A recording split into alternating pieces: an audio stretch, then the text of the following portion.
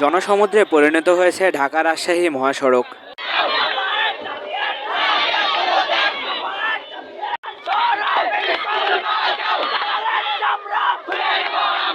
শিবপুরহাট উচ্চ বিদ্যালয়ের ছাত্ররা সকাল 10টা থেকে প্রধান শিক্ষকের পদত্যাগের দাবি নিয়ে রাজশাহী ঢাকা মহাসড়ক অবরোধ করে।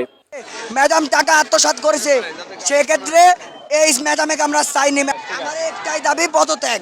আজকে আমরা শিবপুরহাট উচ্চ বিদ্যালয়ের পক্ষ থেকে স্কুলের রাস্তা অবরোধ রাখছি, কারণ আমাদের হেড ম্যাডাম এখনো পদত্যাগ করেনি। সেজন্য আমরা আমাদের পুরো স্কুলের ছাত্রছাত্রীদের নিয়ে রাস্তা অবরোধ করে রাখছি। যতক্ষণ না আমাদের দাবি না মানা হয় আমরা রাস্তা অবরোধ চালিয়ে যাব, আমাদের আন্দোলন আমরা চালিয়ে যাব ইনশাআল্লাহ।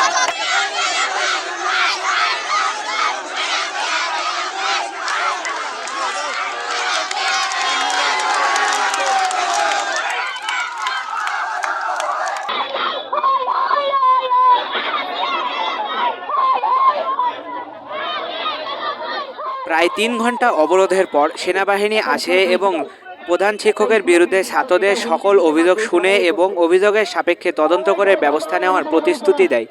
সে প্রতিশ্রুতি দেওয়াতে ছাত্ররা দুপুর প্রায় 1টা 30 মিনিটে অবরুদ্ধ রাস্তা ছেড়ে দেয়।